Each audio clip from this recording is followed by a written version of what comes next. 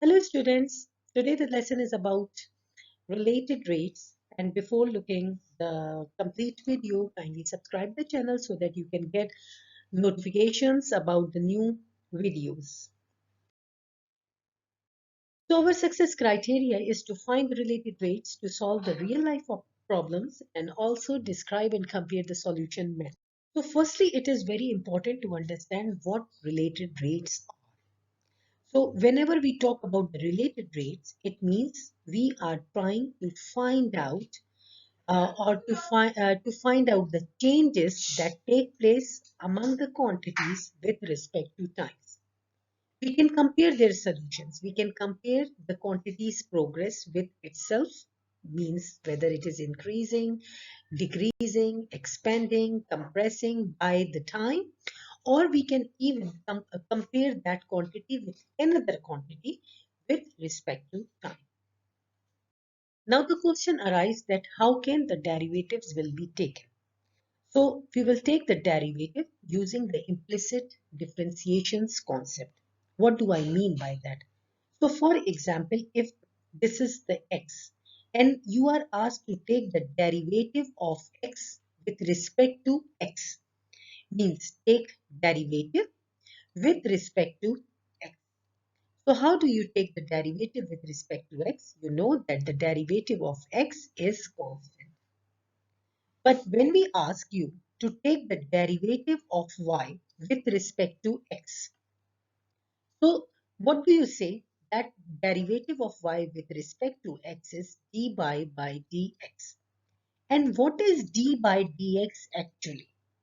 D by dx is actually the differential operator.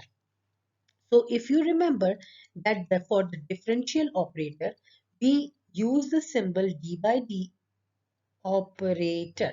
We use the symbol d by dx. Also, we use the symbol y prime, and sometimes we use the symbol f prime x, h prime x, k prime x, means the prime actually is the short form of d by dx. But now we are asking you to whatever the symbol you are, whatever the derivative you are taking, just take the derivative with respect to time. It means you are going to use the differential operator, which will be given as d by dt. And none of the alphabet will be considered as constant until they will specify that that particular alphabet x, y, z and whatever is constant. Otherwise, the function is the time and everything is changing with respect to time, because d by dt means the derivative and derivative means the rate of change. So everything is changing with respect to t or time. So how can we say that what will be the derivative of x? So the derivative of x can be written as dx by dt. Similarly, how can you take or write the derivative of y? So the derivative of y with respect to time will be written as dy by dt. Similarly, if I say that A is used to determine the area, means to denote the area. So how can we take the derivative of area with respect to time? I will write dA over dt. Similarly, if I say that R represents the radius, okay, so what will be the derivative of R? You will say it will be dr over dt. So you can see that none of the symbol or none of the alphabet has been taken as constant, and to take the derivative of those alphabets, you just add d by dt before them. You just add d by dt before them. Similarly, what would be the derivative of volume? It will be dv over dt.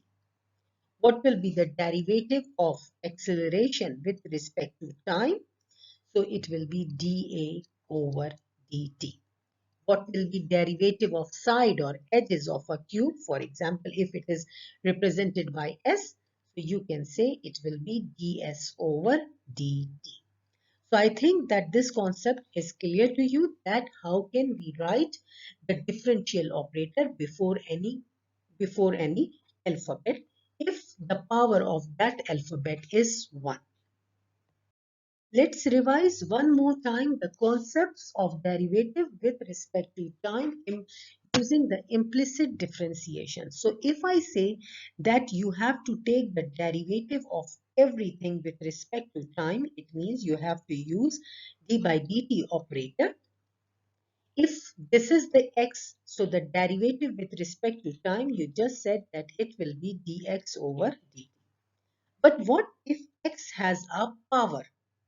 Let's suppose it's 3. So how can you take the derivative? So using the concept of implicit differentiation, you will bring the power in the shoulder, you write the variable from the power u minus 1, that will gives you 2, but it is not ended. Why? Because you are using the concept of implicit differentiation. After applying the power rule, you have to write dx by dt. It means the derivative of the inner function. So what will happen if I say that, for example, y to the power 8? How can we take the derivative using implicit differentiation concept? So it will be 8y to the power 7. It doesn't finish. You will write dy by dt. Again, for example, if you have the area a to the power 2, a square. So how can you write the derivative? So it will be 2a, and in the end you will write dA over dt. But normally the students, they forget to write the last thing. That means they forget to write the derivative of the inner function.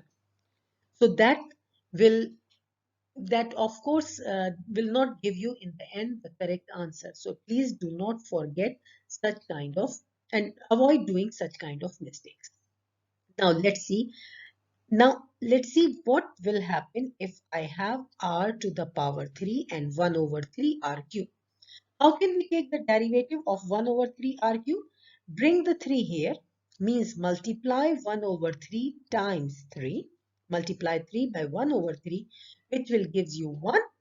Then write the r. From the power we subtract 1, it will gives you 2, but it doesn't end. You have to write dr by dt. Now let's apply the concept on after looking at the equation. For example, if I have an equation of the area of the circle represented by a equals to pi r square, how can you take the derivative? Now take the derivative on the left hand side and right hand side both. It means the derivative of a will be dA by dt equals to, now pi is a constant, so you have to use the constant multiple rule. Multiply 2 with the pi, so you will get 2 pi r. From the power subtract 1, so after that you have to write dr by dt. Let's solve few more questions. For example, if I have v equals to 4 by 3 pi r cube, this is the formula of the volume of a sphere. So how can we write it? We will say dv by dt on the left hand side equals to 3 times 4 by 3 pi. Why? Because this is all a constant number. So it will give you 4 pi. Use the calculator if you are weak in multiplication or the times table. So 4 pi, so this cancel, it will give you 4 pi r from the power v minus 1, so square, and in the end we will write dr by dt. So this is the way how we use our implicit differentiation. Now let's check one more thing. Let's suppose it is y equals to sine theta. You have to take the derivative with respect to time. So y, you will write dy by dt equals to sine theta. So here you will apply again chain rule along with the implicit differentiation. So derivative of sine is cos.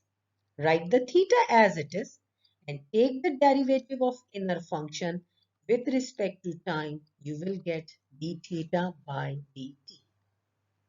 Let's move to some more questions. For example, if I have y equals to, for example, a square times cos theta. So what have you seen here? Here you can analyze there is one symbol that is a and there is another symbol theta. Now what if you have the two symbols and none of the symbol is constant? So of course when two functions are given to you, you apply the product rule. First function, derivative of second function plus second function and take the derivative of first function. So let's start. The derivative of y will be dy by dt equals to first function as it is, that is a square, derivative of cos theta and with respect to time. So cos changes into negative sign. I write negative here. Negative sine theta and the derivative of theta, don't forget, that is d theta by dt. Then you have a plus g, that is cos theta, and then the derivative of a square. Same way, the derivative of a square will be what? 2a, that means the power rule, 2a, and in the end dA by dt. So I hope that this concept is clear, that when do we apply the product rule, when do we apply the constant multiple rule, and so on. Let's try to solve some examples to clear our concept. Take a very easy example. Here they are saying, suppose x and y both are differentiable functions with respect to time and they are connected with the equation y equals to x square plus 3. When x equals to 1, given that dx by dt equals to 2. So what you have to do before applying anything, the given quantities, the given values on the quantities, first of all, you have to take the derivative. So derivative y will be given as dy by dt equals to the derivative of x square is 2x and don't forget to write dx by dt. Now 3 is a constant, so derivative of 3 is 0. Now look at the question again. Find dy by dt. It means write dy by dt as it is equals to the number 2 as it is. They are saying here that x equals to 1. So substitute 1 as x and dx by dt is given as 2. So replace 2 by dx by dt. Now just calculate, that will gives you the value of dy by dt as 4. Now one more thing which is very important to tell you, that how do we read in English language dy by dt. It is very important to understand that how do we read this thing. Some people says that take the derivative of y with respect to time. It's absolutely correct. But in order to analyze the word problem, you must know that they will not write take the derivative of y with respect to time. In the word problem, it will be written as rate of change of y. So if it is written like that, it means they are talking about dy by dt. And what is the rate of change? Which verbs can tell you that something is changing? So increasing, this is the state of changing. Decreasing, it is a state of changing. Fast or slow, these are the states of changing. Similarly, they can use the word expand, contract, stretch, compress. So these are some of the words which express the changes, rate of change. Let's solve one more question. Find dy by dt. Find dy by dt if they are related with the equation y equals to 1 over 1 plus x square, and given that dx by dt equals to 6 inches per second, whereas x equals to negative 2 inches. Now you have to take the derivative with respect to time. Now here it is very important to analyze the question before applying any property. Most of the students, they apply directly. They just see that this is written in the form of quotient. They apply the quotient rule and they become lost during solving the problem. Understand that whenever only one term, especially a constant term, is written in the numerator, constant is very important. It means there is a number written on the top and there is a function written in the denominator, then rather than applying the quotient rule, bring the whole equation in the numerator. How? You will write 1 as it is. Bring 1 plus x square is a complete equation. And if you look at closely, this equation, this bracket has 1 power. So when you bring it in the numerator, the sign of the power changes, that becomes -1. Now take the derivative using the chain rule. How? Bring the power in the shoulder, -1, write the bracket inner function as it is. From the power we subtract 1, it gives you -2.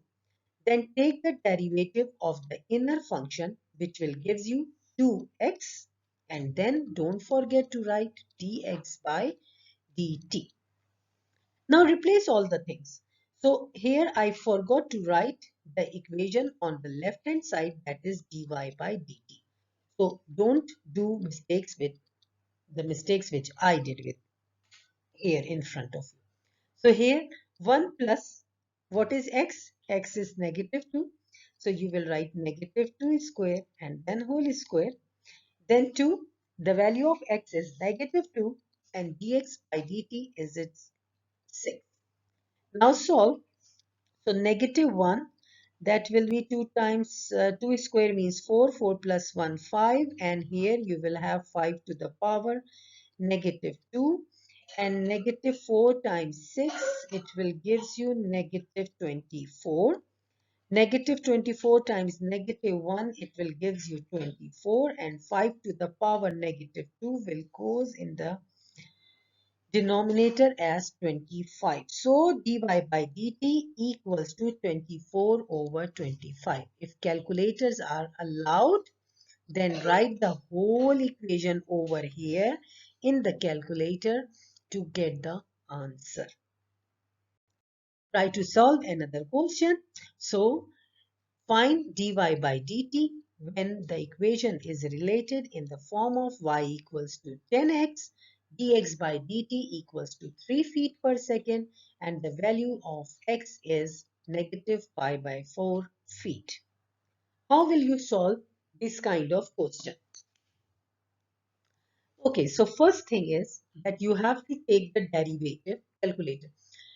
You have to take the derivative left hand side, that is dy by dt equals to derivative of tangent x is secant square x, and then write in the end dx by dt. Now once it is done, replace all the values. So secant square, now the value of the x is -pi over 4. Dx by dt is given as 3. But if you go to the calculator, you will come to know that there is no cursor for secant. So what is secant equal to? So secant x is actually the reciprocal of cos x. So how can you write in the calculator? You will write 1 over cos.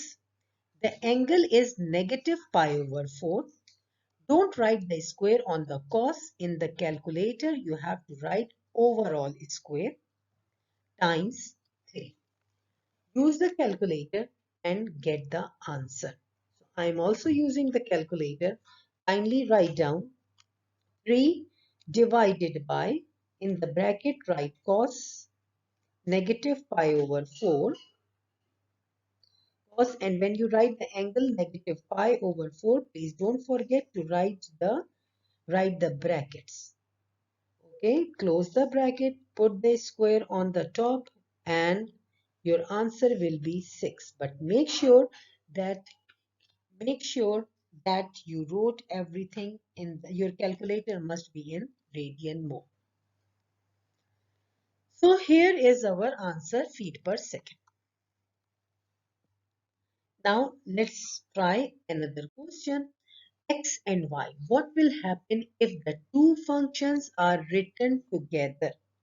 As I said before, when two functions are written together, we always use the product rule, according to which the first function derivative of second function plus second function times the derivative of first function. So first of all, take the derivative with respect to time. F is x, d prime means dy by dt, plus d is y, and f prime means dx by dt, and the derivative of 4 is 0. Now replace the values. X is given as 8, dy by dt you don't know, plus y's value is also 1. So take it y as 1, and dx by dt is equals to 10 and equals to 0. Now bring the 10 on other side. You will get dy by dt, 8 dy by dt equals to negative 10. Divide both sides by 8. So you will have the answer dy by dt equals to minus 5 over 4. So it is so simple if you just focus on the questions. We will continue in the next part and we will solve the real life problems in order to understand more about the related rate.